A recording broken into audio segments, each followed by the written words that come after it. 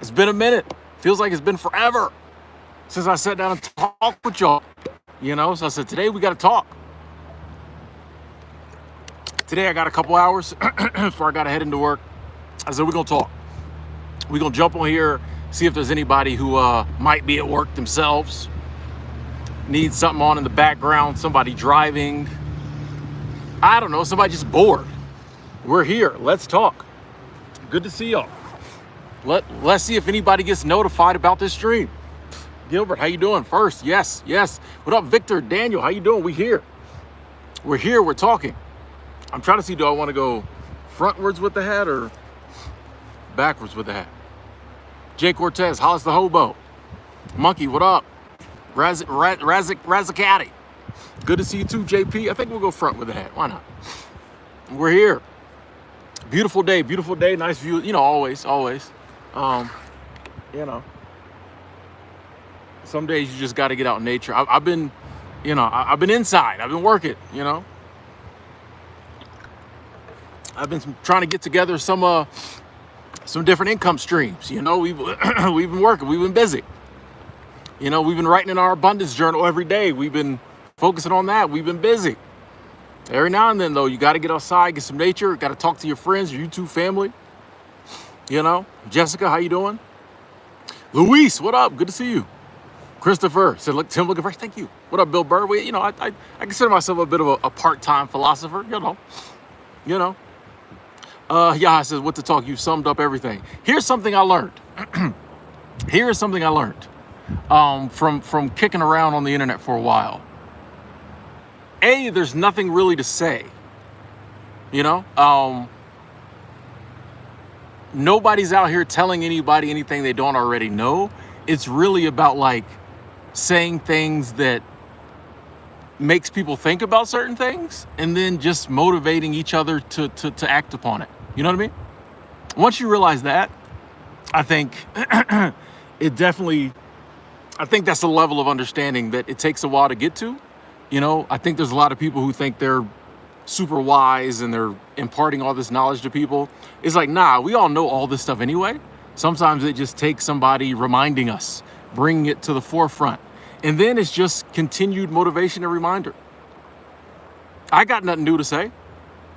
No, I don't think anybody tunes in here expecting me to say anything new. I might say it in a new manner every now and then, but it's always going to be the same thing, because until all of us are living our best life possible, I think we all, myself included, can use the motivation and the reminders and definitely the love. It's about the energy as well. It ain't about the message as much as it's not only about the message. It's about the energy. It's about the love. So yeah, we've summed up everything. Life's simple. Live till you die. Boom. Mic drop. Victor spent 4th of July weekend in nature, driving to Denver, from Denver to the Gorge of Washington. Nice. Enjoy, Victor. Have fun. Hey, Victory, good to see you too. Says, quit my barista part-time job for a very good reason. Been blowing up with my own landscaping business. Let's go. That's what I'm talking about. Ain't nobody broke around here. Landscape business is blowing up. Not started, blowing up. Let's go. Hey, Poverty to Paradise. Hello, Mr. Abundance. How you doing, Linnell? Good to see you. Mr. Abundance is back. In abundant nature. Can't put no tariffs on abundance. That's what I was going to call this stream. I was going to say you can't put tariffs on abundance or something like that. But I forgot.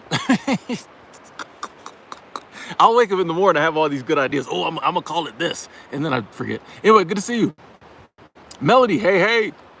Joy Deep, 150 days sober. I know that has to feel awesome. That is amazing. I know that has to feel awesome.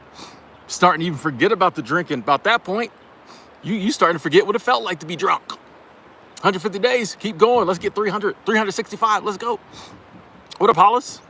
Yeah, man. Oh, you caught the live. Cool. Yeah. I appreciate when people can catch it live. I appreciate people watching the replay, but also really like when people catch the live and we can talk. How you doing, Praveen? Good to see you. If there's a word for it, it's been done. It's all been done. It's all been said. It's all been done. There's nothing new. Solomon said there's nothing new under the sun about 3,000 years ago. You know what I mean? And nothing's changed.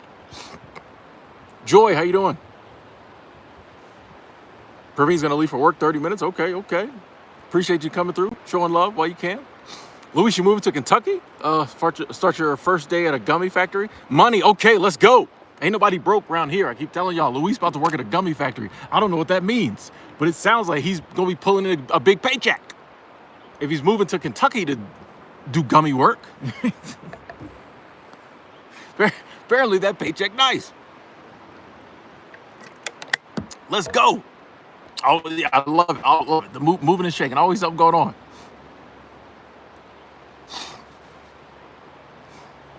What is my take on animals, domestic or wild? I don't really have a take on animals. I mean, I don't know. Like what? I don't. As regards to what? I mean, they out here, you know. Jacobson, when you working at Taco Bell? I'm gonna work at Taco Bell before it's over. Just to do it, just for itches and giggles. Like I'm gonna work at Taco Bell. Tell you, I'm working at Taco Bell. They think I'm playing. I'm gonna get me a part-time job at Taco Bell one of these days. Oh, Jessica, you finally talked your husband into letting you try it out for a summer. Let's go. Let's go. I think it's a cool vibe. It's a cool vibe. You know, that's awesome. Shout out to hubby, you know, for being open-minded. That's awesome. And to you as well, you know. Oh, Praveen, you're working 2 to 9:30 tonight? Okay. Making some good money. Let's go. Hey, A Planeteer, I appreciate you're thinking about your boy. That always feels good when people thinking about you. I've been good. Like I said, I just kind of been busy. You know, where I'm working now, I'm also trying to, you know, come up with some other. There's one thing about me. I attribute it to like the fact that I love to do two things. I love to do research, so I'm always like trying to figure stuff out, and I'm pretty good about listening to my intuition when it like yells at me. You know, when my gut is like, hey, I'm like, yeah, whatever. But when it's like, bro, like, listen, I'm like, oh, what? I don't know. So my intuition has been telling me recently that like I'm not the type of person that can just do. I don't do like one income, bro. Like I can't just do my work income. You know, probably because I don't work at jobs where I make enough to do that. But still, even if I did, I just not a one income. So my intuition has been telling me that it's time to start working on another side hustle. So I've been doing a lot of that, you know, research and studying on that. So yeah, so I've been busy, but we're here. 3, what up? Next door is a huge opportunity for our jobs. Okay. Wally World, what up? Ross, what up? What up? Good to see you. Shout out to you and them grandbabies. You and them grandbabies. We here. Shout out to fam. We in the building. Good to see you. That's love. Bocephus. Love that name. Never seen it spelled that way. I love it. Said, I'm trapped with people hostile to me and I don't know how to get away. I've tried, failed, tried again, been shot down for it. We're not even gonna put that energy out there. You get your feelings will help you, but streams will help. Here's the thing, Bocephus, and like, here's the thing. Without even knowing all the backstory and everything that's going on, and I'm sure you've been through a lot, and I'm sure there's a lot of reasons why you feel your family should hate you, or you're all those things you listed. All that was a byproduct of all the stuff that happened in your life previously. And shout out to you for trying. You know what I mean? You said tried, failed, shot down. Shout out to you for trying. Because a lot of times we don't give ourselves credit for trying. We just look at the fact that we failed. But it's like, if we hadn't been trying, we wouldn't have even had the opportunity to fail. So you low key up, right? You know what I mean? Because you did the try. Some people never try. You know, some people never fail because they never try. And they be looking at you like they better than you. But it's like, no, bro, I'm out here trying. So stop. So I'm up, okay? But all that was the past. Like, we all have the ability. And I don't care how low we get. It's not easy when we're low, when we're down. I don't care how low you get, what you've been through, what's happened with you, your family, your friends, whatever. We all have the ability to say, that stopped yesterday. That was yesterday. All the decisions we made in our life previously, all the things we've been to, led us to where we are today. We have the ability to say, hey, moving forward, this is different. This is new. And I'm just going to keep trying until I get where I'm trying to go. Because there's no other option. And there's no law that says you can genuinely feel that way about who you are, and you can still work on that. You know what I mean? Like, you don't have to be in a place where, like, oh, I think I'm the greatest human ever to change my life. No, you can be like, man, I feel like I'm a total piece of trash, blah, blah, blah, blah, blah. But guess what? I'm gonna change that. Honestly, I feel like that's kind of the better place to start from. Because, if you think you're the best person ever, it's gonna be hard to level up, right? But if you're like, man, I suck, my life sucked, da da da da da, it's easy to level up. You have one good day, you're up. You know what I mean? So yeah, my only thing would say, hang in there, keep fighting. You've tried before. Sometimes it's the third, fourth try. I don't know why it's that way. I wish it wasn't. I wish it was always first try. But sometimes it's a third, fourth try. I think sometimes universe, God, the divine, just wants to see. Just wants to see. Hey, and no need to apologize. No, we don't apologize around here for sharing our truth. It's a big deal to get on here and share your truth. So you don't need to apologize to us at all. We're glad you're here. Keep fighting. Let's go. Praveen, thank you. Super Chat Squad, thank you, Praveen. I appreciate that love, the continued support. Let me give you a like on that. It's great to see you again, Tim, and wanted to super chat before I go to work and put positivity and love out in the universe and help your channel. Thank you, Praveen. I appreciate that. The continued support, the kind words. You're definitely a friend of the channel, a friend of mine. So thank you, Praveen.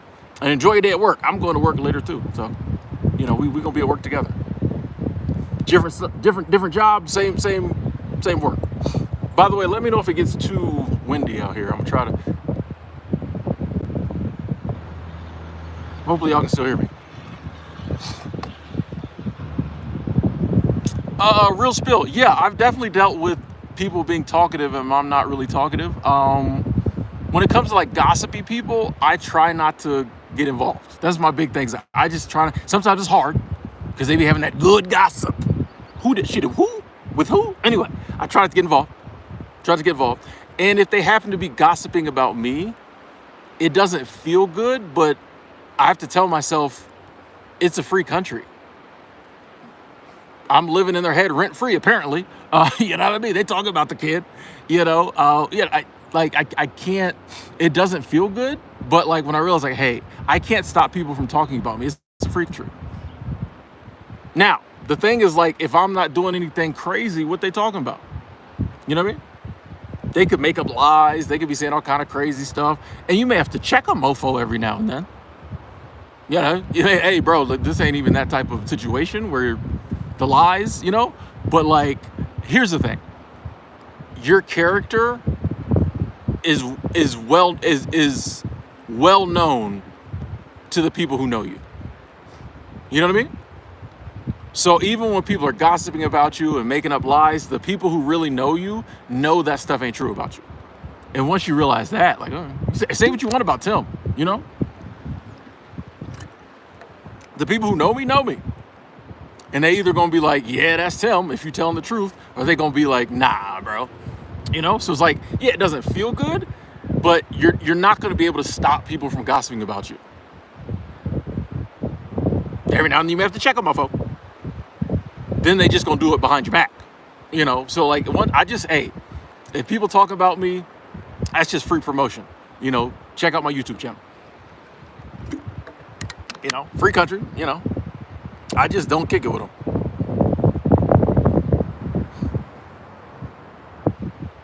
Oh, appreciate that, Monkey. Thank you. John, you're at Rocky Mountain National Park. Oh, nice. Glad to hear that. Alvin Anthony, my boy. Thank you. Super Chat Squad. Today, Tim, have 4 more classes to obtain my associate's degree. Let's go. And planning to transfer sometime next year. Nice. This is what I'm talking about. Everybody doing stuff, making moves. You notice the constant level up in the chat? You notice the constant level up? So many people.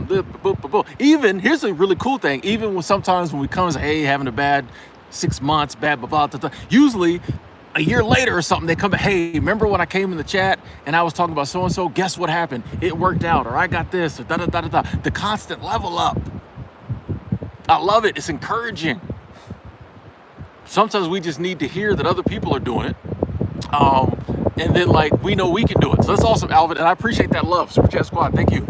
Can I show you the background? Oh, let me see if I can give y'all river down. Oh, come on now. One of these days I'm gonna go down there and we're gonna live stream from actually at the, but it's very loud.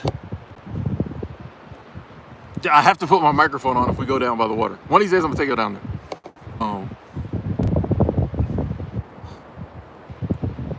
Let me go back and say what's up. I think I missed some people.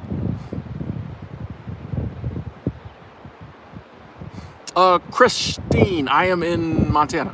Sci-Fi Retired Guy, how you doing? Yeah, Gibson. People we have, yeah, that's the hard thing about gossip is you like naturally as a human, like but sometimes you just gotta be like, nah, I'm not rocking with old boy with that gossip though, boy. You know? Yeah, indigo. When it comes to dating, yeah, date who you want to date. Here's my thing. If I'm genuinely in love with somebody, I don't care if people stare at me. I mean, I like it. You know, nobody likes to be like stared at. But like if I'm genuinely in love with sis, you know what I mean? And people stare at us for whatever reason. And here's the thing too. They might here's the big thing. They might like we will have an ideal of something we're sensitive about. And then when people stare at you, it might be new to you. Like you said, the interracial dating thing, it might have been new to you, so you might have been a little whatever about it. That's understandable. People might not have been staring negatively. They might have been staring like, damn, that's a handsome man. Or damn, that's a beautiful woman. Or like, wow, that's a nice interracial couple. You know what I mean? Sometimes when people don't always stare, you can't always read people. I'm working here. These trucks gotta stop. A lot of trucks coming down the mountain, down the hill. People don't always stare in a manner that imparts what they're thinking. Because like I know I've caught people, like I might have been thinking about something else and then I looked at somebody and I might have like been thinking about, my face might have still been on the last thing I was thinking about, but my mind was like, damn, she fine. But my face was still on like, oh, I'm hungry. So when I look, you know what I mean? So like sometimes people don't even, when they're staring at us, they're not even worried about us like that. But even if they are, so what? Like, if I got me a baddie, you know what I mean? She happy to be with me. She thinks she got a what's a male baddie? I don't know. You know, why do we care if people stare? Let them stare. Monkey, thank you. Super Chat Squad, I appreciate the love. Thank y'all so much. Said, are we all unique? Is that what makes us special? Are we like just the way we are? Monkey, I think we're all unique. And if we didn't conform, I think it'd be obvious. Like everybody's unique, everybody's different. Look at when we're kids. No two kids are like the same, bro. You could ask anybody who has like, I got a friend got 7 kids. Part of the reason I don't need to have kids, she had 2 for me. You know what I mean? She got 7 kids. I promise you, she would tell you they're all different. We're all like, as kids, you got 25 kids. You got all 25 of these kids is different. I wish they was the same. Because only one of them is quiet. You know what I mean? So yeah, like we're all unique. As we get older, we go through the indoctrination camps of public school and all that, we start conforming, and then we question our uniqueness. But it's like, bro, like even think about your best friend as a kid. 7 kids is massive. Yeah. Think about your best friend as a kid, the person you rock with the most. Y'all weren't the same. You know what I mean? I got a friend, identical twins. Her and her sister, identical twins. They do the all finish the sentences, all the twin stuff, right? But they're 2 different people. Both awesome people. But like 2 different people. So it's like even people who came from the same egg. I don't know how twins do their twinning. However twins become twins, they come from the same something. They're different. You know, they're unique. So yeah, we're all unique. You know?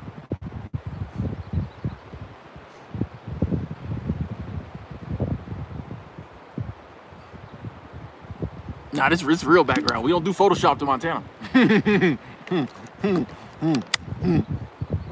Quote, message. No, what up? Greetings. Juan G, what up? Appreciate people hitting the like button. Bill asking people to hit it. Thank you. Alfonso, good to see you. Gilbert going on a date later today? Okay, I'm about to say, I feel like this has been a few. I feel like this has been 3 or 4, Gilbert. Okay, yo. Shout out to you for getting to 4 dates. A lot of people don't make it that way for a variety of that far for a variety of reasons these days. Shout out to you for wanting to stick around for 4 and her wanting you to stick around for 4. You know, I'm trying to remember the last time I had a 4th date. It was the last time I had a first date. Let's talk about that. I got things I'm doing.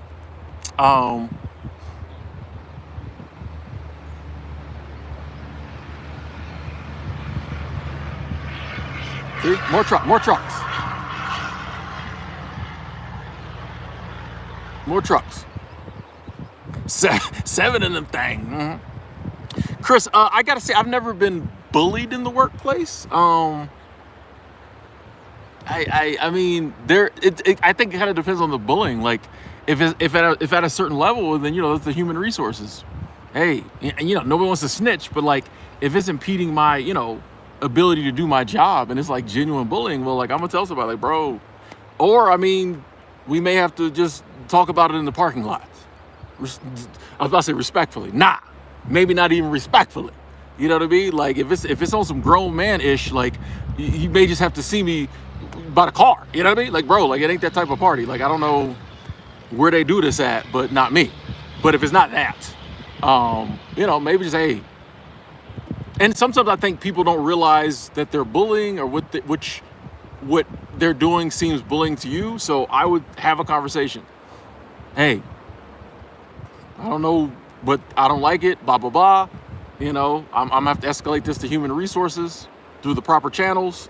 If it don't stop, and then, I mean, hey, if you got to do that. And now if you do that and nothing changes, well, then maybe it's time to start looking for another job. Sometimes that's you might be in an environment where they don't care, and maybe you have to switch it up. But I feel like just taking it is never the key for anything.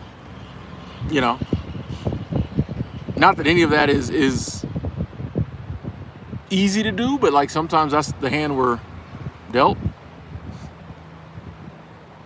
Victory. I said I mentioned a stream lately. I'm gonna stop talking about work, so I'll mention that I have a job or I'm at work, but I'm not gonna say anything specific about my jobs anymore. So now, as we get these new side hustles going, I got y'all.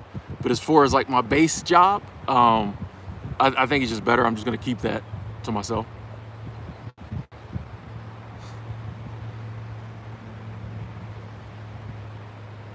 Indigo, I think most things we're taught to fear aren't things to fear. At the end of the day, there's nothing to like fear. There's things you can, actually I take that back. There are things that I think it's not a bad thing if your fear prompts you like, hey, watch out. Cool. But as far as like living your life in fear of anything, like, Lakers, what up? June is a good month to go on a date for me. Okay, looking for me dropping that dating knowledge. Let's go. Chris wants a breakfast burrito. Okay. I don't know what that means, but maybe it's a movie reference. I don't know. Let's go. What up, Sunrise?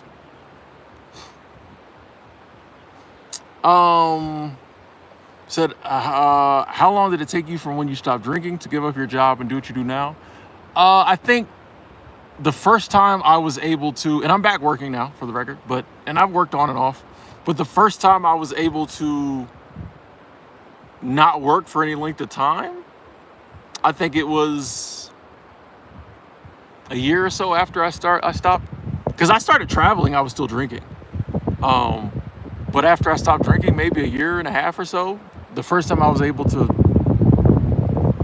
not work full time. But I don't really know if there was a correlation between stop drinking, being able to, not work full time for any length of time. Maybe there was, but I don't know.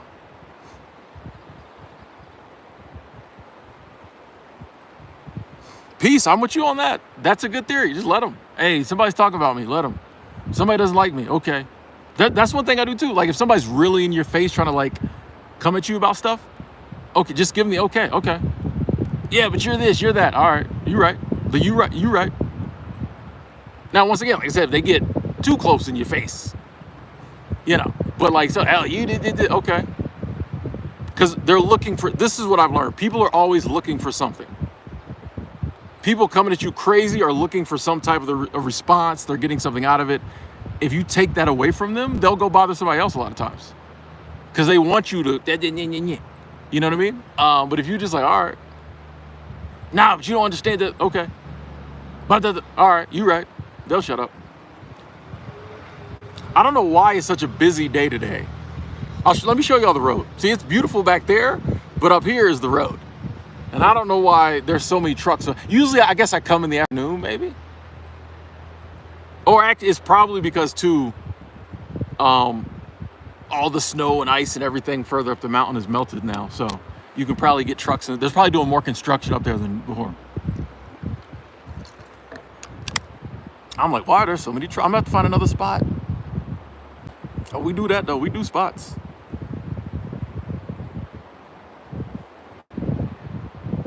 Hola, what up, Juliet?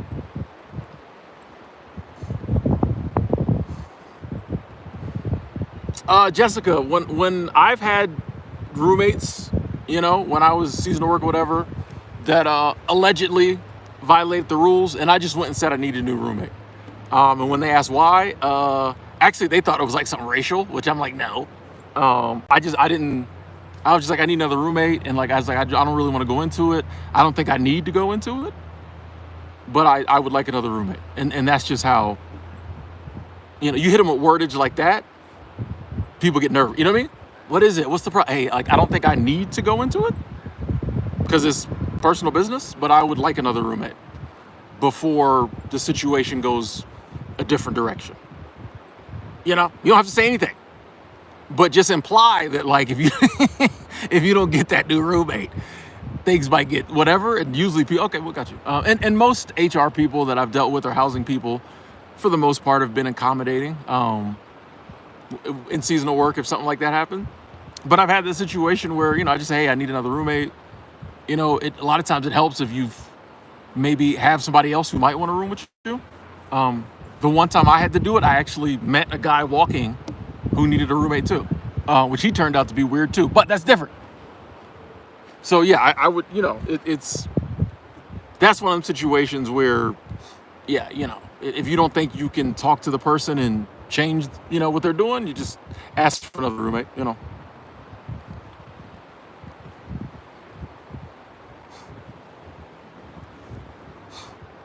Alvin, most of the time, I have applied for supervisory positions and gotten them. But a lot of times, people came to me and asked, Most of the time, I would say about half and half. In the beginning, before I really had experience at it, they asked me, hey, you want to be this, you want to be that. As I got the experience, there's been times I applied directly for that job. But in the beginning, yeah, like, it was just people, like I always get promotions, bro. Like I don't know. Like I'm a good worker. Like, I don't know. There's a lot of things I'm not good at. Don't ask me to turn a wrench. You know what I mean? Just don't ask me lots of things. Ask my ex-girlfriends. Lots of things I'm not the best at. I get by, but lots of things I'm not the. But at work, I'm that dude, bro. I'm him at work. So, even if I don't come in with a position, you give enough time, they're gonna be like, hey, Tim, we got this opportunity. So. And my thing too is, if you're working somewhere and you're eyeing, you think you want to climb the ladder there, one of my best pieces of advice is A, like, be to work on time every day and do your job. Amazing how many people don't want to do that. And B, just like learn everything you can learn. Don't let people, oh, that's brown nosing, but nah, like, if they need somebody to do something, it's something new, learn it. Somebody needs help with something, learn it. If there's something somebody's doing and you're curious about it, even if it's not in your job description, hey, can you show me how to do that? The day will come when they need somebody to do that, and like you'll be like, oh, I can do that. Suddenly you become like the go-to person when they looking to promote somebody, if it's a decent company. Who they gonna promote? Boom, Susan's been doing that type of work for us for 6 months. We'll give her the job. So like that's my thing at work. Is like I'm always, if it's a company I feel like I want to go somewhere with. I'm always looking to learn more, do more, be more helpful, you know, and just show that like, okay, there's more potential here. Yeah, people, Jim Rohn said this years ago. I was actually thinking about this walking up here.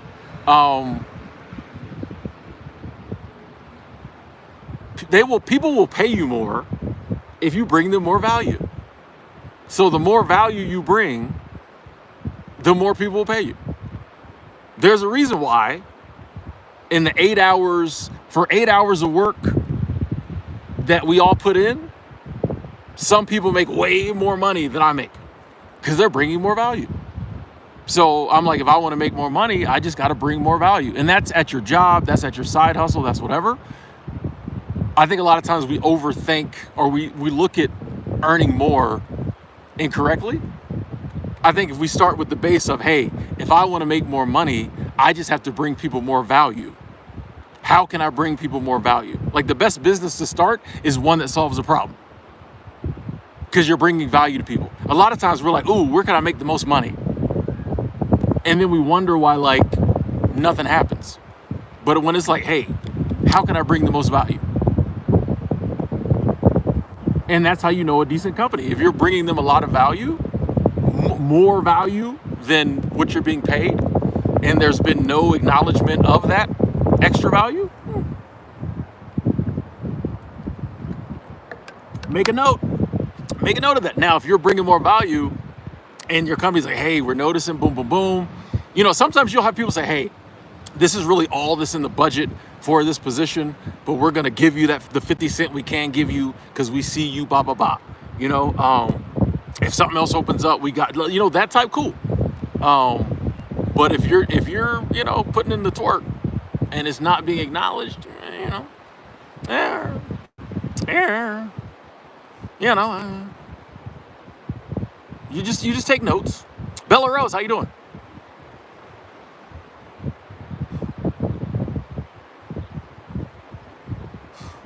Yeah, Ruth, I think we have created a generation, or generations, that are not as tough as maybe previous generations, but I don't think we can blame the people. This is what we do. We create not so tough generations and then blame them.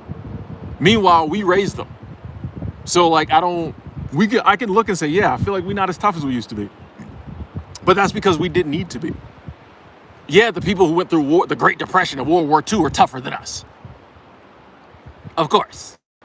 They ate, you know, dirt and grass for months at a time. You know what I mean? I'm joking, but so, you know what I mean? So it's like, when you raise generations in wealth and affluence and like easy times, they're not going to be as tough. So I think, we got to keep that in mind. Of like, it's easy to just like, oh, these people are weak, whatever. But it's like, no, okay, if we raised softer kids, how do we get them to the point where they understand that sometimes life is hard? Now, the good news is life will do that on its own. But if we want to try to ease the transition for the younger people, you know, I think that's, you know, we there's ways to do that. But yeah, of course, you know, things got easier. So the kids got softer. Now, you'll notice everybody's saying things are getting a little crazy again. So the next generations of kids, they gonna get back to that toughness. It all balances out. It's all cycles. But yeah, I mean, same advice. Yeah, I'm with you. I just don't have any. You know, but it's the same advice. Like, life, you just gotta live it, you know. So I just don't like that a lot of times we jump on the younger generations for being the way they are, and we're the ones who raised them. Like, how do you, like, you know? On the one hand, we blame our parents. Oh, my parents screwed me up so bad. But then the kids, we blame them. Like, people blame everyone but themselves. I'm screwed up because of my parents, but my kids are screwed up because they're just bad kids. Okay, moving on. Where we at?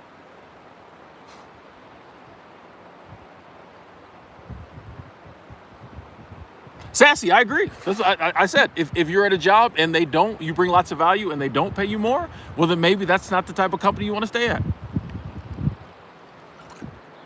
Here's the thing.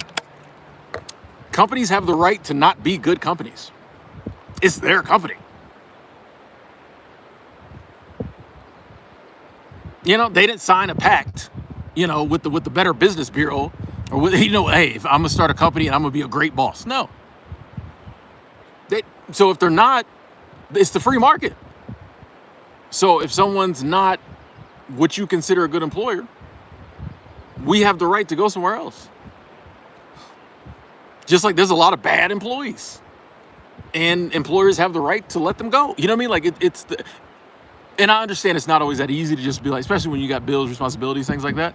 That's why I'm like, hey, in the beginning, if it don't seem like the right situation, don't lock in. You know, because yeah, I mean, it's just, you know, people have the right to do what they want in life, be that in relationships and business, friendship, whatever. But we have the right to exit stage left, you know?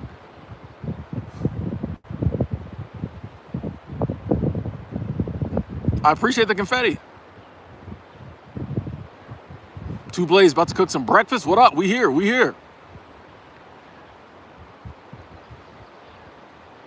What up, Incognito?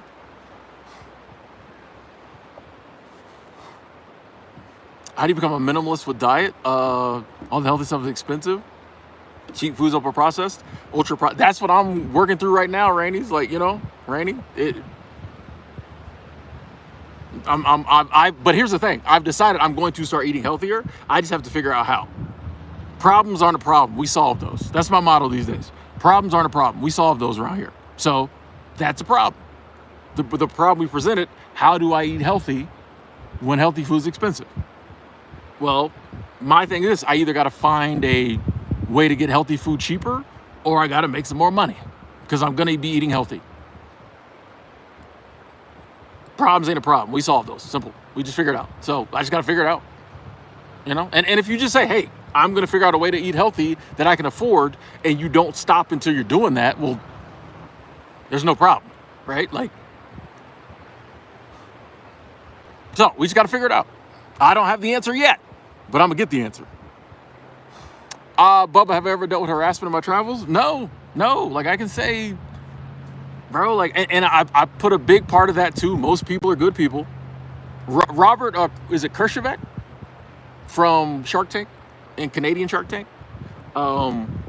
He said, so I was watching a video of his the other day, and he said something. He said, most people are nice people and they want to help you.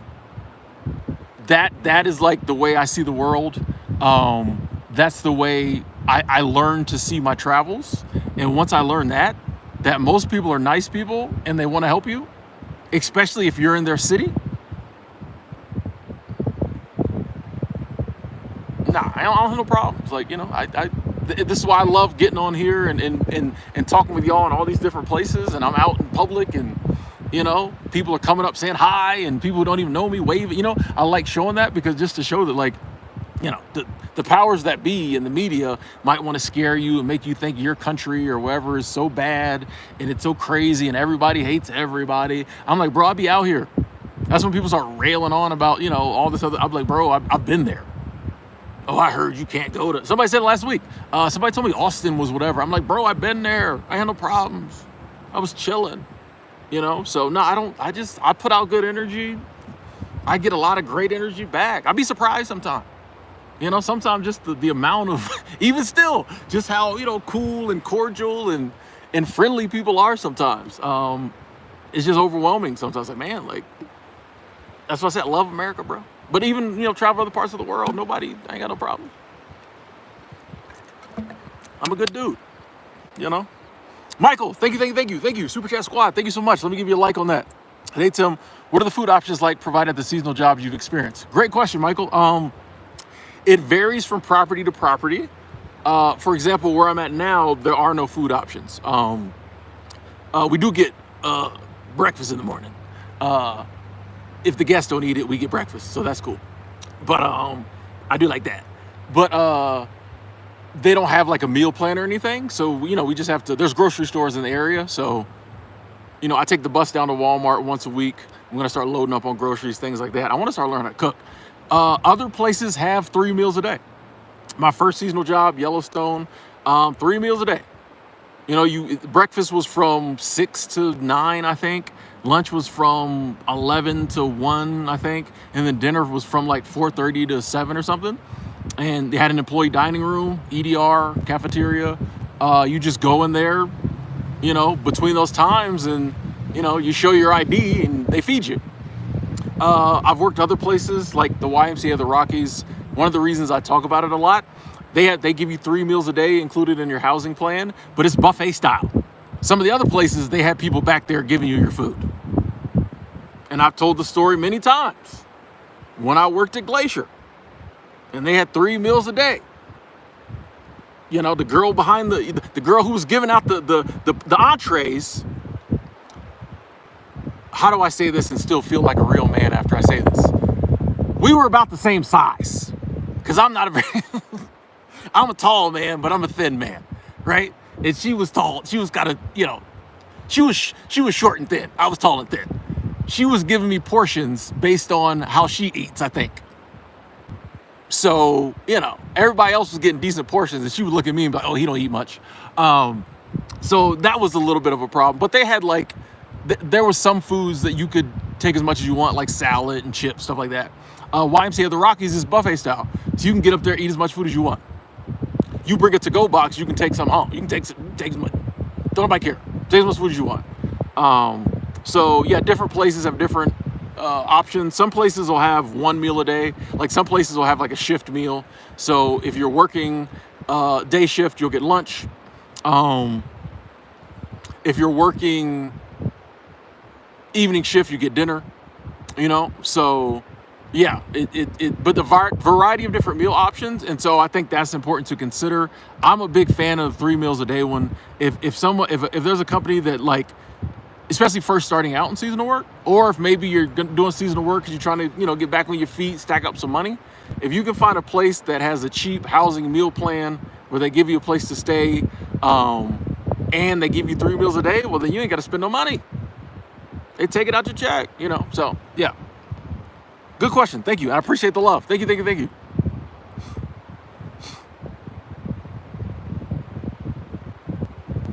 Adam, I've had mainly good experiences on Amtrak. When I've had bad experiences, it was like other passengers.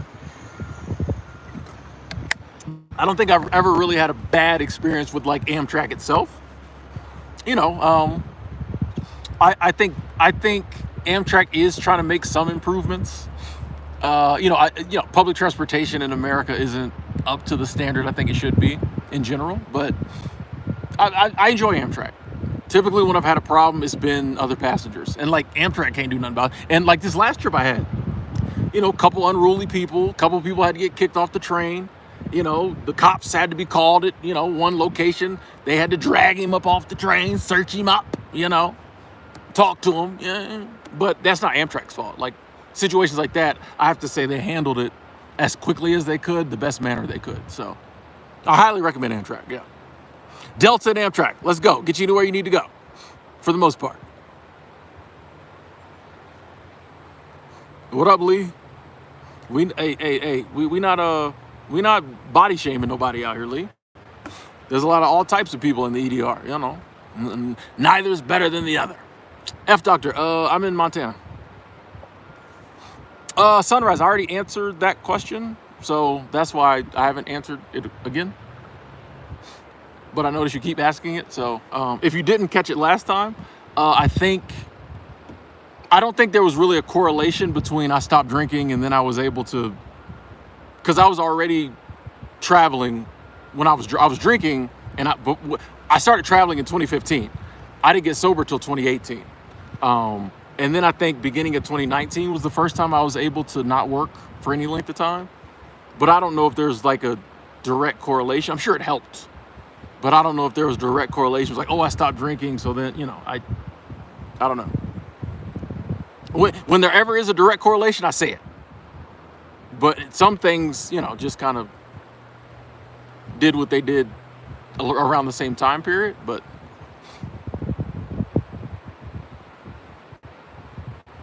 Praveen about to clock in 6 minutes. Okay.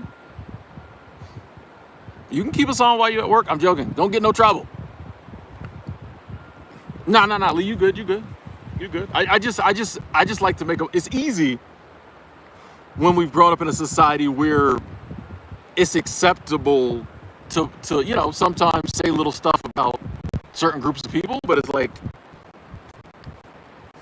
and I know you're not that type of person, but like, I think we got to think like, how, and I get this a lot because people offhandedly say stuff about my size and they don't mean nothing by it.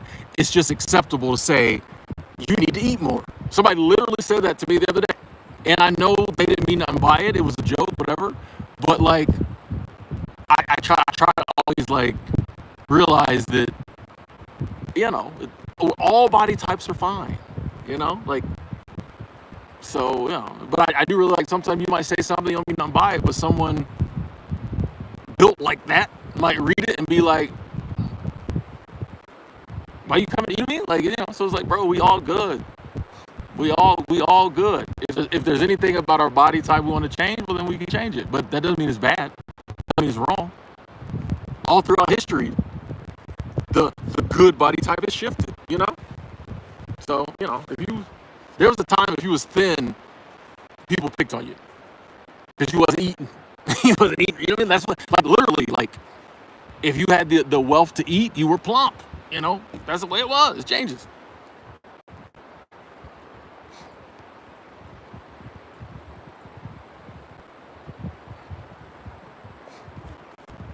Bubba, I don't believe in the paranormal, so no, I don't have any experiences like that. No. Okay, then. Thank you. Lisa, that YMCA. I told you that YMCA diet. Either you lose weight or you gain weight. Whichever one you're trying not to do, typically. But hey, it's an option. Ruth, hey, you know what I mean? I appreciate you saying that. Thank you. I like to think that I do my counseling on the interwebs. I'm not a in-person motivator or counselor type person. I don't know why. Like if you didn't know I did this on the internet and you just like work with me in real life, you would be like, "What, Tim?" I'd be like, in real life, I don't know. Like I'm just not as good in real life. So like I don't know if IRL I'd be a good counselor, but I like to talk to the youth, on here, Some of them listen. A lot of them listen. We talk so much about younger generations. A lot of them be listening. They check back in with me. They be like, "Unc, I heard you, Unc. I heard you." They check back in. My nieces, nephews, they check in. They tell me. Be 5 years later. "Hey, I'm doing so and so." Blah blah blah. They listen. Some of them don't, but they check in too. "I didn't listen, Unc." Unc Del, hey, Unc Del, I ain't listen to Unc Del like that. Now I'm in prison. No, I'm joking. They check in with me. "Hey, OG, I got to tell you the good news." Like, here's one of the here's the funny thing. Like, this happened to me. Life doesn't tell you. You don't get an email. You definitely don't get a plaque or anything when you go from like just regular to like Unc. When you go from just like regular to OG. Life doesn't tell you. The kids just start calling you that. And the first couple times it hits because you think you just young out in these streets. You know what I mean? Especially when you don't have kids or nothing. There's no metrics to measure how you're viewed age-wise until the kids start calling you Unc and OG. You're like, "Oh, I'm middle-aged now." Okay. All right, but that's good.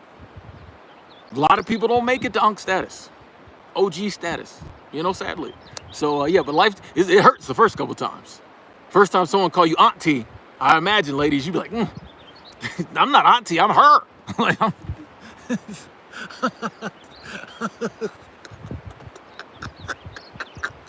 who you calling auntie? You're 38. Adam, I am not a handyman at all. No. Mock serious, yeah, check that view. Drink that view in. Look at that. Oh, this is Montana. I tell you, this ain't even. Wait till I start taking y'all. I've been working a lot and like I've been trying to. When you first move somewhere new, you got to get all caught up. On all different. Like my days off have been busy. I've been hanging out with my friend. Like I've been busy, but when I get everything settled in, I got a lot more spots I want to take y'all and show y'all. But this is one I know. What's happening? This is one I can get to pretty quickly on a day like today because I got to go to work later. But I got spots for y'all. We here.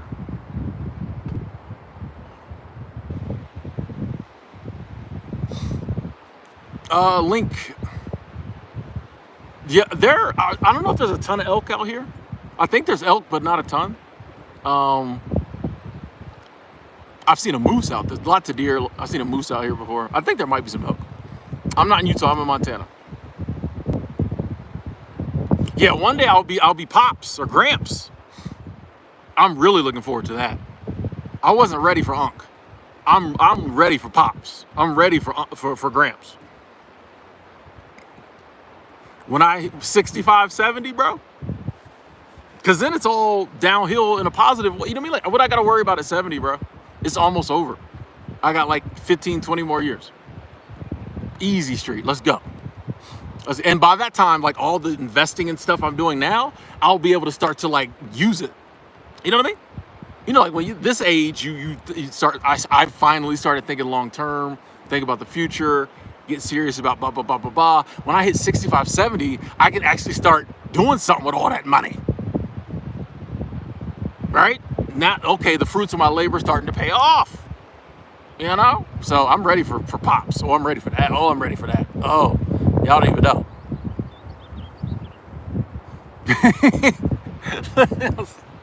People call me auntie in the comments like, I know you. Exactly. You hold up, bro. Hold up. Like, yeah, we there. We there. No, nobody told us it was, you know, you think you just gonna be young, you know what I mean, forever. Like when you in your 20s, you think you're gonna be in your 20s forever. Or you're gonna be, you don't realize you're gonna stay the same, but the world's gonna see you different. You know? Pappy, ready for it. Hey, Plateau, nice. You watched my first live stream, never changed. Hey, I told you, I'm not smart enough to be fake, you know? I can only remember enough to be real. Other people, you know, they got these, you know, I gotta be real. That's all I can remember.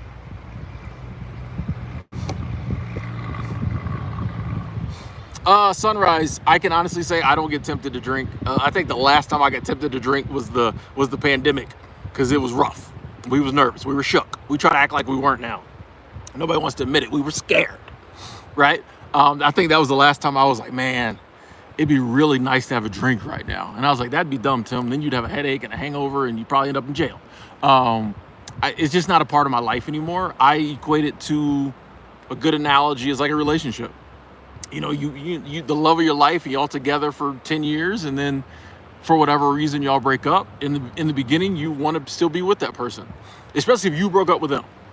You low-key still want to be with that person. You still think about that person. You might even tiptoe back around there a couple times. Don't lie, we know. But over time, it's over. You've moved on. 6 years from now, every now and then you might think about Keisha and some of the things you and Keisha used to do, some of the moments you had, but you're not trying to go back with her. You know, a lot of times you're probably like, dang, I dodged a bullet because that girl was crazy, or that guy, you know what I mean? So that's kind of the way it is with me with drinking. It's like I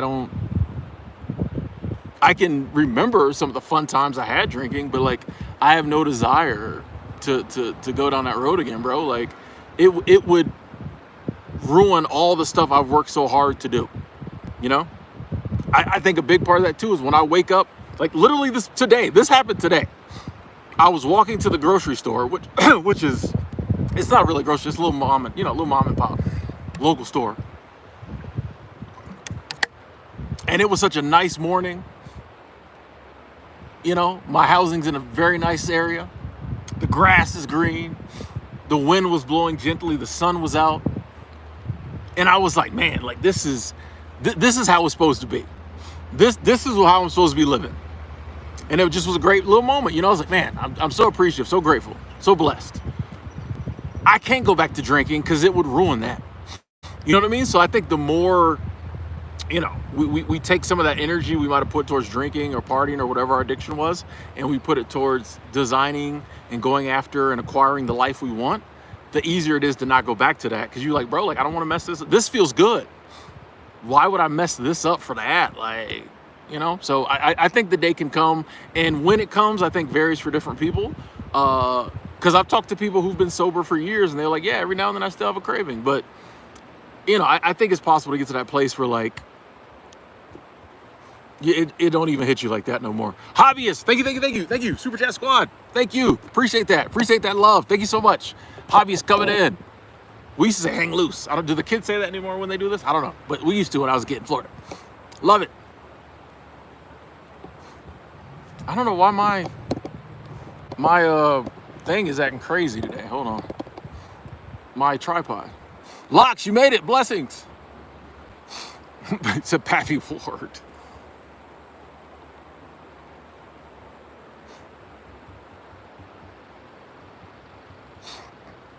I mean, if aliens want to set up camp, cool. Here's the thing, Link. I've learned from doing multiple road trips across the country. Most of the country is wide open places with nothing around. Ask anybody who's road tripped a lot. They will tell you most of this country is wide open spaces where there's nothing around. You take a 24-hour road trip across America. Most of the time, you will be on roads where there's nothing going on. You know what I mean? Especially when you come out west or whatever.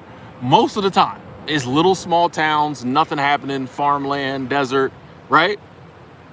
We think because, we live in the city or whatever, most places are crowded. No, most of it is nothing. There's nothing going on.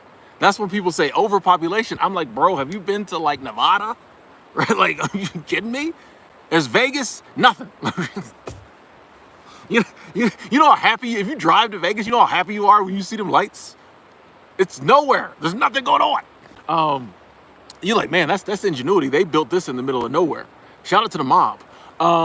But yeah, so like, yeah, most of the country is nothing to happen. Aliens have their pick. That's probably why they haven't come here. It says nothing happening there. Sugar-free. I save money and I use it to travel. I like to, always have, my emergency fund, things of that nature. I think it's good to keep saving. Over time, I started investing. I'm still a noob at that, but we're working on it. But, one of the things I use my savings for is to travel. Or if it's like, when you see me take 6 months off, sometimes, I have to dip into the savings a little bit. But basically, I just use my savings to, like, I try not to touch my savings a lot. But when I do, it's for things that, like, I enjoy. And I think we need to have that balance. I think we're taught extremes. Either we don't save any money and we go into debt, or we like just hold on to our money and are scared to spend it. Nah, options. I got Bitcoin too. Calm down. I got Bitcoin. You notice the crypto people get very expressive. It's not just Bitcoin. It's Bitcoin in all caps. Okay, okay. I believe. I'm the one who said it was gonna hit 100,000. And people said I was crazy, and then it did. I think it could hit 250,000. So I believe. But I think it's important to take the financial abundance you've been given, use it responsibly, but also use it to enjoy life. Like,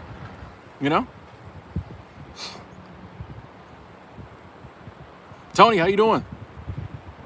Bro, Dr. X, I was hoping somebody asked me about this. Dr. X says, what do you think about that brawl Sophie Cunningham got into last night? For those of y'all who don't, and I don't know why you wouldn't, but if you don't watch the WNBA, Caitlin Clark was having some, they was coming at Caitlin last night in a physical manner, right? JC Sheldon, Marina Mabry, which Marina Mabry, I love her, but she crazy. I shouldn't say crazy. She's done a good job of battling her demons, but every now and then they come out, right? Day was coming at Caitlin last night, and I said, Dr. X, I wish someone had been there so they could document this, because I pay attention to interviews and anyway, and I know Sophie Cunningham. I said, when Sophie gets in the game, she will handle this. I said this right after that whole initial situation happened, Dr. X. I said, when Sophie gets in the game, she will handle this. And you'll notice nobody really picked up on this, but whenever JC Sheldon and Sophie Cunningham were like guarding each other, it was very physical. Nobody noticed. I noticed it because I was looking for it. Sophie be coming up the court, and they would just be bumping in. Like, I'm telling you, it was crazy physical. And then at the end of the game, Sophie made her point. I knew she was going to. I was waiting. I was waiting. I was like, she gonna do something. And you'll notice, Dr. X. Yeah, she's the enforcer. Nobody else is an enforcer. Whole team. Now, Lexi Hull did say something. She was like, hey, don't touch her like that. You'll know, and you'll notice, Dr. X, this was the important part. Go back and watch the clip. When Sophie threw Sheldon to the ground and her and Alan jumped on Sophie, she had JC Sheldon by the head and was talking to her.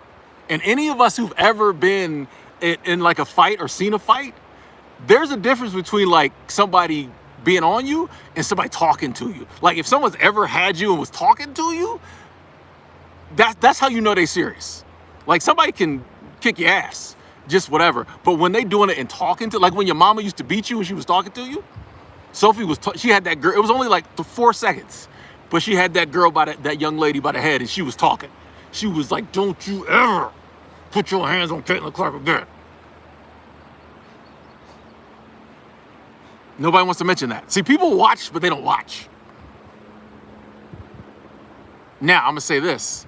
I'm watching that whole Sophie Cunningham, Lexi Hull, Caitlin Clark dynamic. I'm just gonna say I'm watching it. Just like I've been watching Paige Becker's AZ Fudd dynamic for years. That's all I'm gonna say. Take from that what you will. Okay, everybody like, Tim, get back to the other stuff. We don't know what you're talking about. Thank you, Dr. X, for talking about that because I wanted to get that off my chest. Jose, what up, what up, what up? Having some challenges, keeping your head up. Let's go. Finish June strong. I love that. I love that.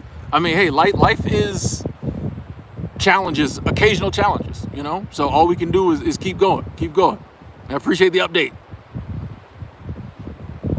Big Bandolero, what up? Yeah, them road trips are good. What up, Drew? Drew said you read somewhere that if you put everyone in the U.S. shoulder to shoulder, you could fit the entire population of the city of Jacksonville. Maybe. I tell you, there's not a lot. I tell you, there's a lot of space. Sunrise, I don't smoke, no. Heather said, I listened to you while I was driving through Missouri for 3 hours in the middle of the night. Yeah, and I promise you that was, hopefully, you know, that was probably the only thing that kept you awake. Nothing going on with that. It's just highway.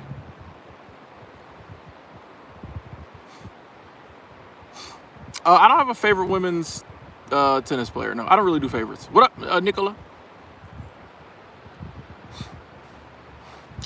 Would you say nothing? Link, I don't. Your question isn't making sense to me. Would you say nothing having a woman to hold you back with things some can weigh down heavy at times? I don't know what that means. Could you rephrase that possibly? Italy in the building, what up? You could fit the entire U.S. population and half the state of Delaware. You read that? I mean, what are we? 300 million? Yeah, if you stood us all shoulder to shoulder, yeah, I can see that. Once again, like, I laugh when people talk about overpopulation.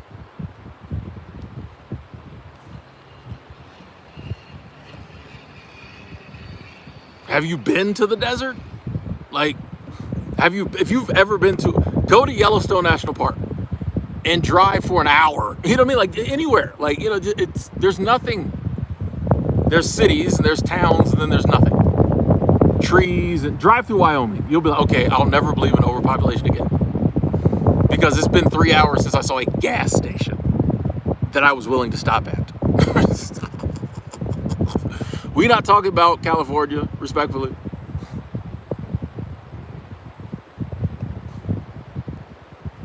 Yeah, not to mention the Earth's surface could be bigger. But here's the thing, even if the Earth's surface is exactly the size they said it is, there's plenty of space. We just all, this is what we do. We just all cram into the cities and then say they're over. Yes, the cities are overpopulated because everybody's there. If we didn't all cram into the cities, it'd be fine. Like, I don't know.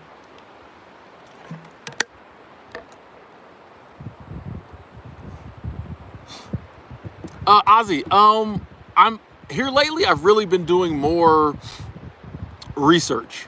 Like if a side hustle ideal pops in my head, I look into it. You know, the area where I'm at, I was like, you know what? I think getting my real estate license would be a good move. I think it is too. Anybody in this area, if you got your real estate license, I think this area is growing like crazy. Even if you don't want to be a real estate agent, there's so many doors it would open. But like I kind of looked into the courses and all that, and I was like, I don't know. But I really just been. What was another one the other day I researched? There was one that was way out there. Oh, I was looking into like photography again. You know what I mean? Like I'd really just been like, if something pops in my head, I look into it. Because I think that's the way you eventually stumble across something. Or I think it all comes together. Like your subconscious mind just takes, the more knowledge you give it, the better it can craft what you're looking for. You know? It's like, okay, I need a side hustle that's gonna allow me to do so and so, bring me this much in, boom, boom, boom. The more information you give your subconscious mind, it just puts it all together. It doesn't all, like in our mind, in my mind, that's two different things. In my conscious mind, two different things. Real estate agent, photographer. My subconscious can find, you know, even if I never do either one of those, the 3 hours of research I did, that goes into the gumbo. You know what I mean? And it's just putting it all in that gumbo and stirring it up. And then one day it's gonna serve it up and be like, here's your sign. You know, here's what you should do. So yeah, I just really been tapping in, you know, just kind of letting my mind go to those places. Like I know I'm gonna come up with something. We always do. So I've just been, and there's a couple things like writing the book that I've been, you know, doing a little deeper thinking on. I'm like, is it time for the book now? Maybe, you know. But yeah, I don't feel the need. This is what we do a lot in life. We'll identify we want something, and then we really pressure ourselves to like immediately find the answer. The problem with that is, if we already had the answer, we would already have the answer. So I'm just saying, okay, I'm just, and I'm writing it in my abundance journal. You know what I'm trying to do, side hustle wise, income generation wise, and then I'm just, you know, doing my research, letting it happen. You know, I'm not pressuring myself to be like, today we have to figure out a new side hustle. It's like, no, I'm going to figure one out when I figure one out. Y'all know.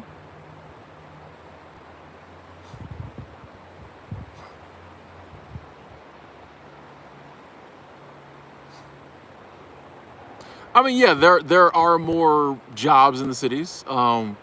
There's more, a lot of times, career advancement. I get it. But that doesn't mean the world's overpopulated. Like it's not, you know. Have I ever tried doing Lyft or Uber? No, I did Instacart, which I really liked before, but I don't like driving all that much, and I don't really definitely want to drive other people around. So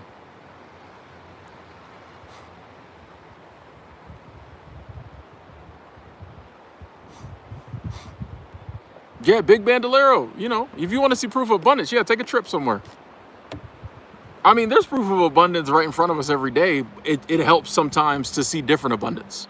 We're used to the abundance in front of us. So it don't, you know, the fact that we woke up in a nice bed in a warm or cool house and have food to eat is the ultimate example of abundance, but we're used to that. Sometimes it helps to go somewhere else and see some different abundance, and then we're like, oh, it is abundant.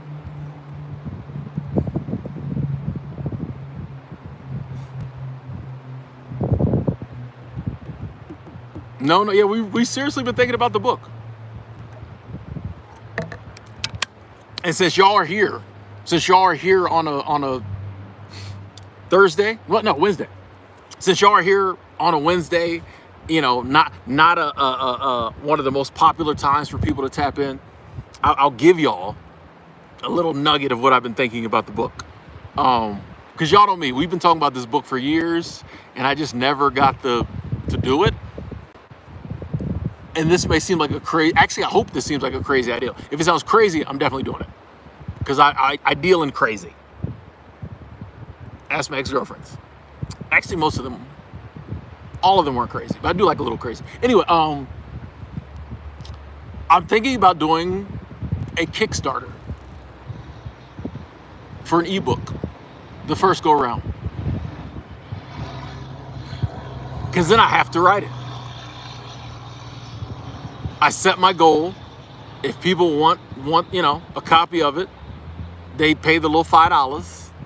When the ebook comes out, they get a copy of it. If not enough people, are interested and I don't meet my Kickstarter goal, I just won't write it. If I meet my goal and there's enough interest, then I have to write it. So that's what I'm thinking about doing. We'll see. Hey, Chris, you in Madison, Wisconsin. Nice. Thanks for checking in. Mike likes bikes and fitness. Checking in from England. Let's go. Enjoying the channel. I appreciate that. I like names with a little rhyming in there. Mike likes bikes. The fitness part kind of ruined it. I'm joking. I'm messing. I like Mike likes bikes. I know what happened there. You added the and fitness because you started wanting to make fitness content. I get it. It's okay.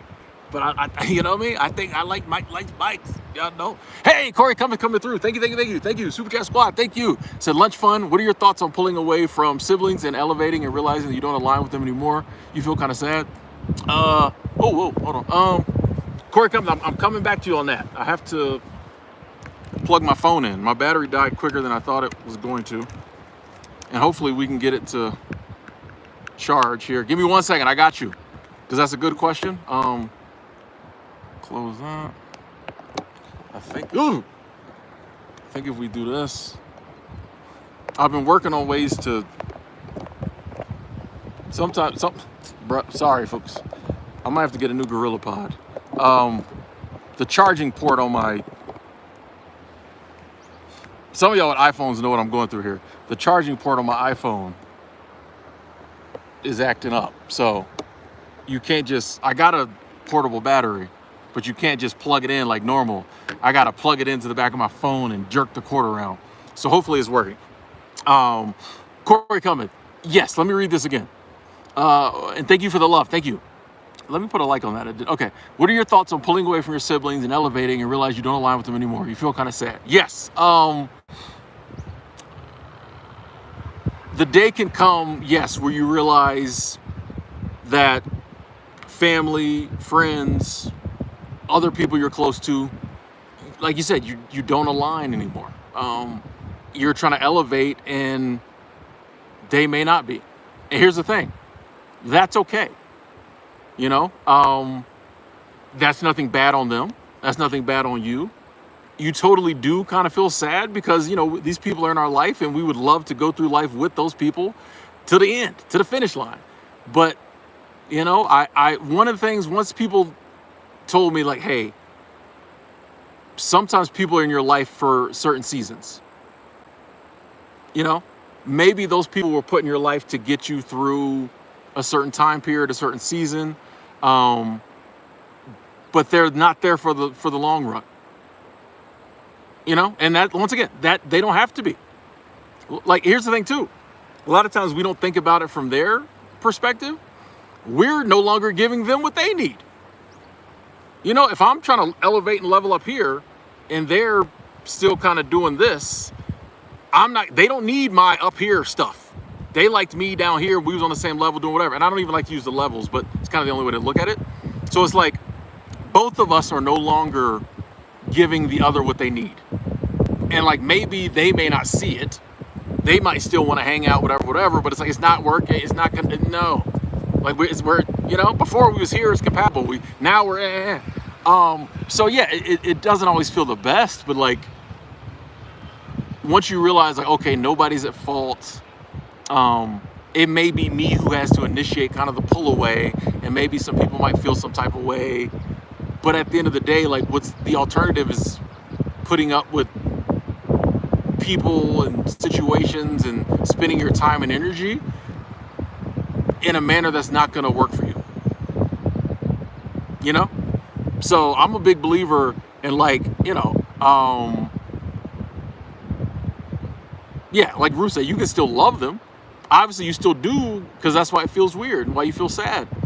But loving someone and caring about them you can do that from a distance. If you know what I mean? Like if you need to. If you need to pull back, and that's how you know you probably need to do it. Because like if it wasn't necessary for you or a good idea, you wouldn't even be thinking about it. That's family. The thought never crossed your mind to pull away from family till things got whatever. So obviously it's a big deal. Something's really like, hey, still love them, still there for them. But like, like Benny the Butcher said, everybody can't go. You know what I mean? When you start trying to elevate and go different places, you can't bring everybody with you. And sadly, I think that's the price we pay for leveling up, elevating, is that like we have to leave some people behind. Or it may not even be like an elevation. It might just be like, I'm on to some different beliefs. I'm on, I'm on some different beliefs. If they not on that type of time, well, we just not gonna kick it as much. And it's, what I mean? It's not negative. It's just the space and time that I'm occupying in someone's life. If I'm moving on to something different, let me pull away and let me find somebody who can like occupy that space and time. That's gonna do something for them. So it's not easy, but I feel like it's necessary sometimes. And when you go ahead and do it and get it behind you, yeah, like I said, it's a weird transition, especially if you say you have to be around them. Yeah, but like, I think the sooner we reestablish the relationship, the sooner people can get over it. And like, yeah, but it's definitely not easy. But like, obviously it's something we need to do, or we wouldn't be telling ourselves we need to do it. We just hit 100 likes. Thank you. Oh, we got some love. Dodo, thank you. Super Chat Squad. We just talked about this, Dodo, but since you super chatted, we can talk about it again. I definitely saw the video. I was watching the game. I watched the whole game. And I saw the initial situation where J.C. Sheldon and Marina Mabry were coming at Caitlin Clark, which way too many people have been doing. And I said, Dodo, I said this. I said, when Sophie gets in the game, she will handle that. Because, Indiana, as well as many teams, don't have an enforcer. One of the things I like about BG, about Brittany Griner, you'll notice if anybody ever messes with somebody on her team, she gonna do something to them. Low key, she's BG. She's a gentlewoman, gentle giant. Mess around with somebody on BG's team. Watch what happens. Watch. Most teams in the WNBA don't have an enforcer. Sophie Cunningham is one, and I think that's why they bought her to the team. And she said in her interviews when she first came to the Fever, she was like, I'm here. I always stick up for my teammates. I do whatever needs to be done. People don't like that, but that's who I am. I said, as soon as Sophie gets in the game, it's going to be a problem. Her and J.C. Sheldon were bumping into each other every chance they got. And then when that play happened near the end, I was like, and you noticed Sophie was talking to her. She was talking to her. So I think the message was heard. The shove heard around the league was like, you can come for Caitlin if you want to, because you mad because she's the greatest, and you come off the bench, but or you start for the worst team in the league. But you put your hands on her, then you gonna pay. So, and I think not that basketball should be a violent sport, but human nature is like on a case. Like if someone starts with violence, sometimes you have to answer with it on some level. Now, in real life, sometimes you might call the police and they answer with violence. But like we all know in sports, if you just let people get physical and the officials don't say nothing, somebody got to step up. Sophie will step up. By the way, I think her stock just went up around the country. Like her card, Sophie Cunningham jerseys and merchandise and trading cards are gonna I can't wait for the next couple of days to see how her trading cards skyrocket. But yeah, that was. I spent a lot of time last night, watching that and rewatching it and watching interviews and videos about it. Yeah, man. Yeah, Dodo. Thank you. Appreciate that. Super Chat Squad.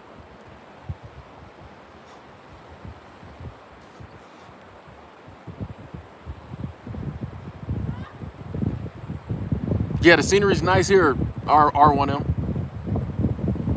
Chris, intentionally made yourself homeless. Best decision you ever made. Let's go. And I love the fact that I love intentionality.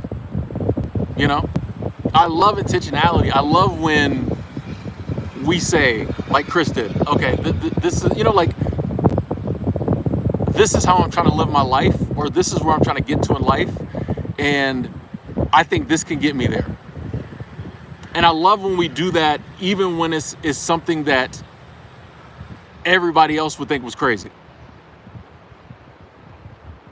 And I think, those are the times when it works out. You know what I mean? A lot of times, like, when you really take the time and we do the research and we do the self-analysis and we believe that we can get to where we're trying to get to, and then we actually take steps to do it, even when it's something that everybody else thinks is crazy, I think that's when a lot of the beauty happens in life, because we've let go of it all. Like, there's no choice but to, like, you know what I mean? Like, when you make a major decision like that, you're basically saying, I'm willing to do whatever it takes to live the life I want to live. You got no choice but to get there.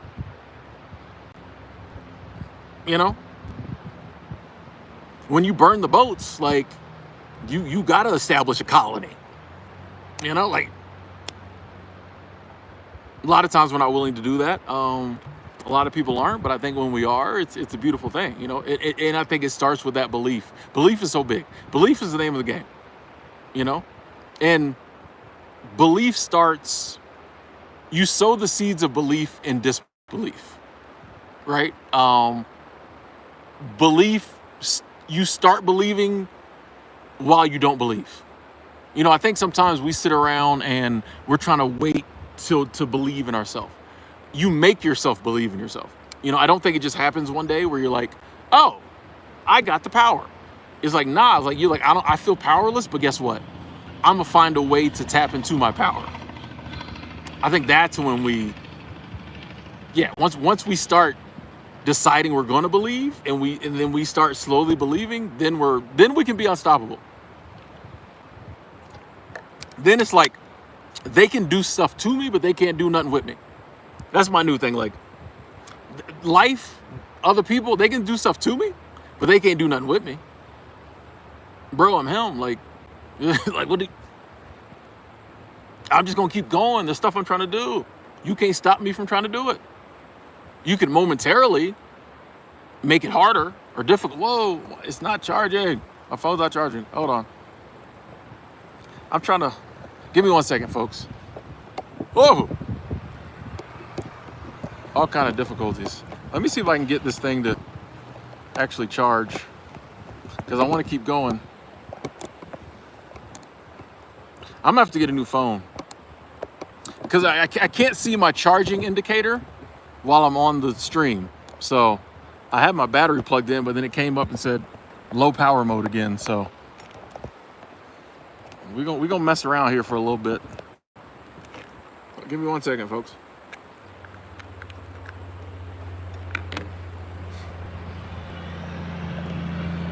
We're gonna do something crazy. Let's see if that works. Oh, that totally didn't work. Well, folks, if the stream dies, well, my phone died, which is very embarrassing, but we did what we could. Hold on. Actually, I bought this for this reason. Hold on. Bring this up here. Let's do this. Well, that did absolutely nothing. I don't know. I got to figure out a way to see my charging indicator while my phone is... Ooh, I know what I might be able to do. Hold on. Give me 1 second, folks. We working it out here. We are working it out. Maybe that?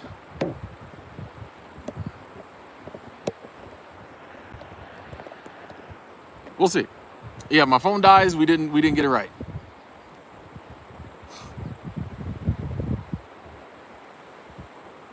Yeah, I mean, like, hope. Yeah, never lose hope. Like why? Like, I think about this a lot. Who told us we couldn't do it? And why did we believe them? You think it would be natural we would just all go through life thinking we could do whatever we wanted? Who told us we couldn't? You know, Brock, thank you. Super Chat Squad, thank you. So I told my employer yesterday that I can only work 32 hours a week now. Full-time never got me anywhere in 25 years. Time to work less and live more. Nice, I love that, Brock. I love that. Super Chat Squad, trying to put you a like on that. I love that. Super Chat Squad, thank you. And I really like that because it's like, yeah, you just hadn't thought about it. I've been working 40 hours a week for 25 years and it hasn't got me where I'm trying to go. I could continue working 40 hours a week for another 25 years. Probably gonna take me right where I'm at. So why not go to 32? You know what, Brock? I'm gonna make a prediction here. I'm gonna put on my Nostradamus $5 Amazon hat, and I'm gonna predict like a year from now, you're gonna be better off in like 5 or 6 different ways. One of them probably even financially. Not saying you're not good now, but you know what I mean? You might even have more.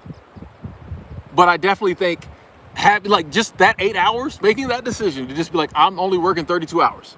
And people are like, what? You're gonna take a pay cut, you're gonna you're gonna be better off in about 4 or 5 different categories just from taking that 8 hours off. That's how life works, I'm telling you. You like the best thing I ever did was work less. You're not gonna believe it. Brock will come back and be like, bro, the best thing I ever did was work 8 hours. I could have done this 20 years ago. I just worked 8. You're gonna write a book. Secret to my success, just work 32 hours. By then you'll probably be working 25. But yeah, that is awesome. I appreciate that love. Thank you. Hey, and Miss Underhill, thank you. Let's go, the continued support. I appreciate that. Thank you so much. Thank you. What up, Jessica? We here. Hopefully we can stay here a few minutes longer. And my phone, yeah, I got to work on this phone situation.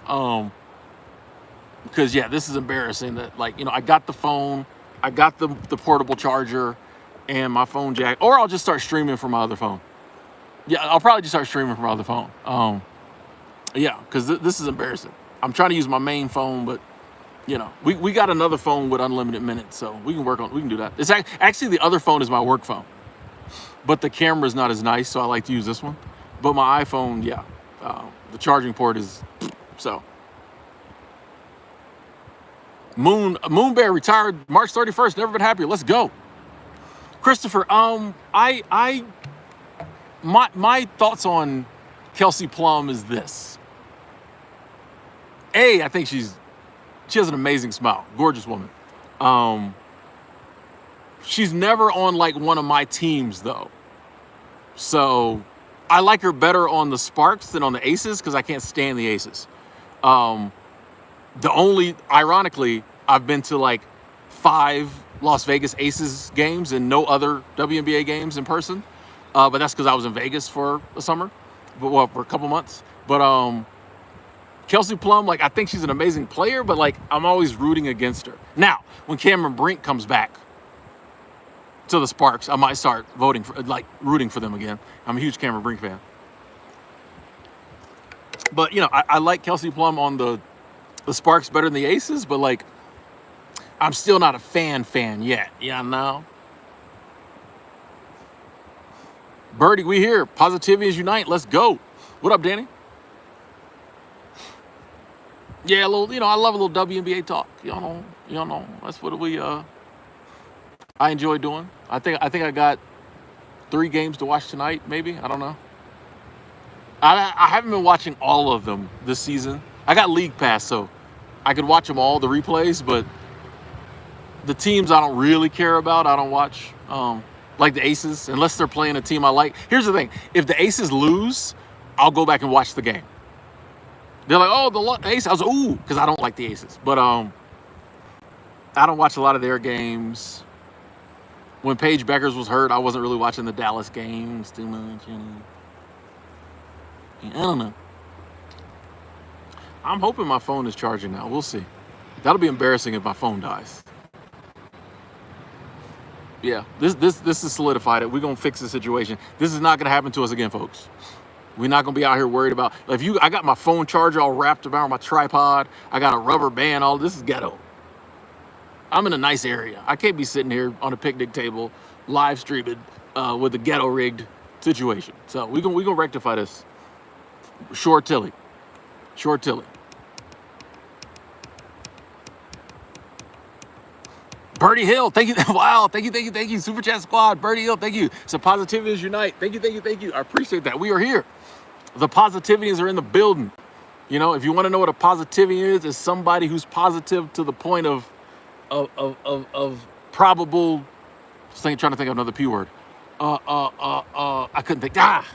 It's been 90 minutes. I don't have that same sharpness I had when we first started streaming. But a positivity is someone who's been accused of being toxically positive at least once. That we'll say that. I get accused of that a lot, and I love it. If you're so positive that people are worried that you're too positive, you're winning, because that's what we need. There's so much negativity. Actually, these days, there's so much negativity. You don't even have to be that positive for people to think you're toxically positive. You could just smile twice in one day. People are like, you're so positive. What's your problem? But yeah, I'm trying to be so positive that like it bothers people, because then I know the message is getting through.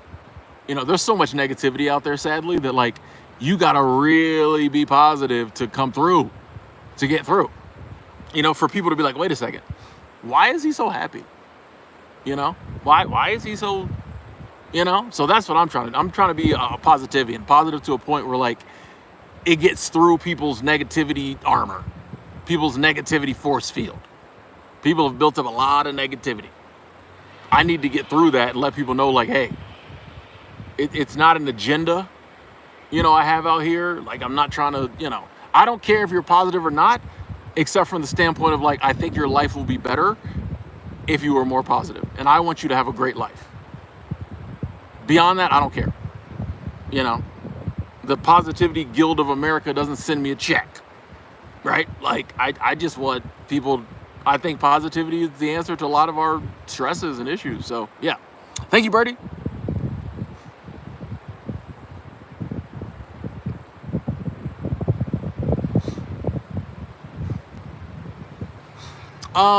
Icy Kid 2, thank you. Super Chat Squad, the love is just rolling in. Said, have my first seasonal job at 31 in August. Has the current job market in the USA affected the seasonal market or business as usual?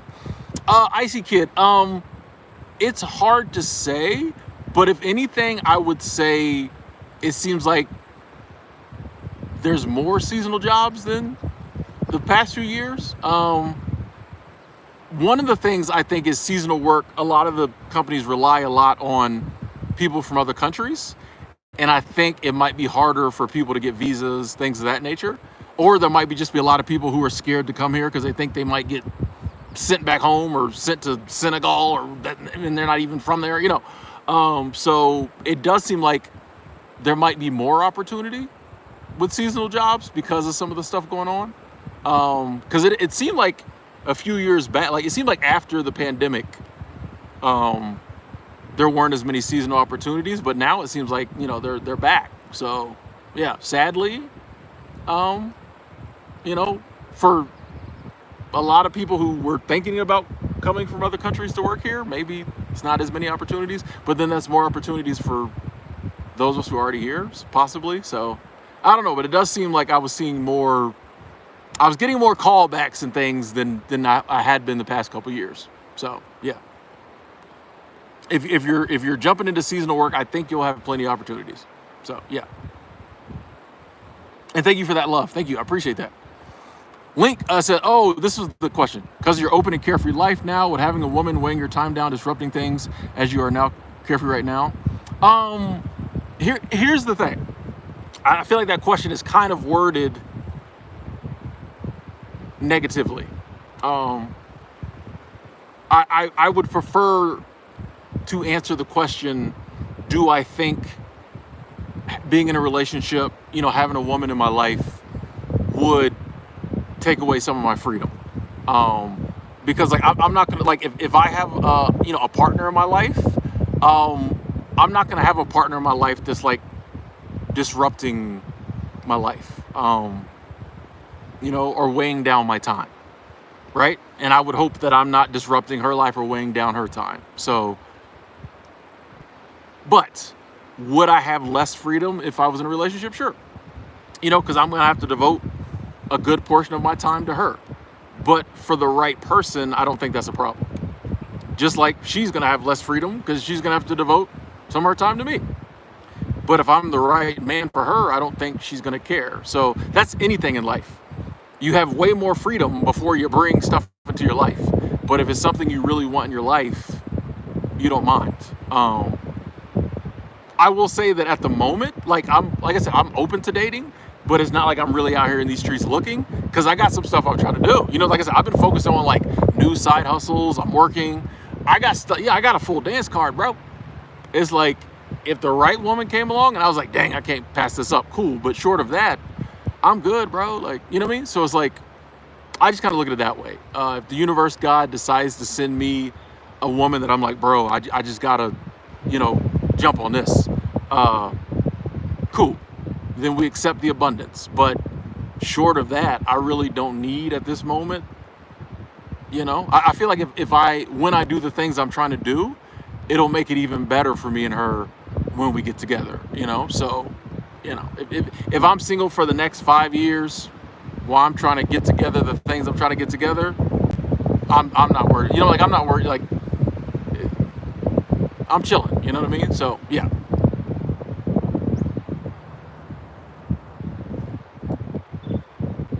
We good.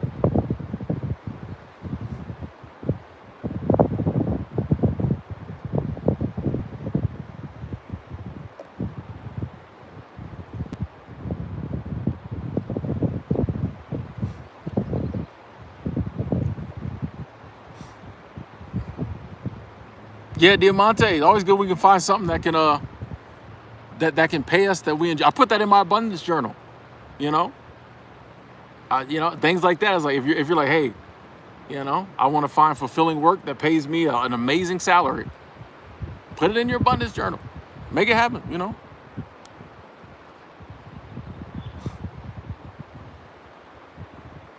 Oh wow, Bertie, that's crazy.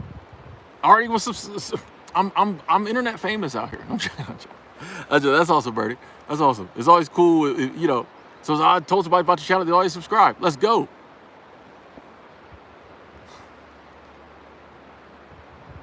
Link. We've talked about the book a lot, and I'm pretty sure most of the time when people said something about writing a book, I never said no. I said at the moment, maybe not, but when it's time to, it'll be time to. Maybe way in the past, I was like, no, I'm not writing a book. But like, I might have said, nah, I don't think that's the move for me right now. But most things, I rarely say no. I usually be like, yeah, I don't know if it's time for that. But like, when it's time to, it's time to. I think most people could back me up. That's what I've been saying about the book. It's like, when it's time to, it'll be time to. If it's never time to, well, then we won't write it. And maybe I did in the past, but yeah, I feel like most of the time I was like, not right now, but we'll see. But I don't know, maybe I did say no. I don't know. I can't remember everything I said on the internet. World we live in. What up, what up, what up, what up? No, I'm not in Boulder. I'm in Montana. Oh, my whole screen's dying here. What's going on? Sunrise. I did not use AA. And I don't like to give the impression that I quit cold turkey, or one day I just was like, I'm done. It took years of like trying to quit. It took years of trying to quit to actually quit. So there was a lot of, quitting and relapsing and starting and stopping and being like, screw it, I'm just gonna drink. And then 8 months later, be like, no, I need to quit again. So I always try to, I never said cold turkey unless I'm explaining that I don't believe in it. I just don't like that ideal of where like, oh, one day people get sober and forget how hard it was. Or maybe they don't want to scare people. I'm trying to bring the real. It's hard, but you can do it. It wasn't just one day I'm like, I'm not drinking again. There was a lot of those I'm not drinking agains, and then I did drink again. Finally, the last one I didn't. There was probably 100 I'm never drinking again, and 99 times I drank again. That last one I haven't. That's what it is. That's cold turkey. You know, it's not just like you just wake up, you know, oh, I'm done. You know, at least it wasn't for me, or I haven't met anybody else who like actually was like that.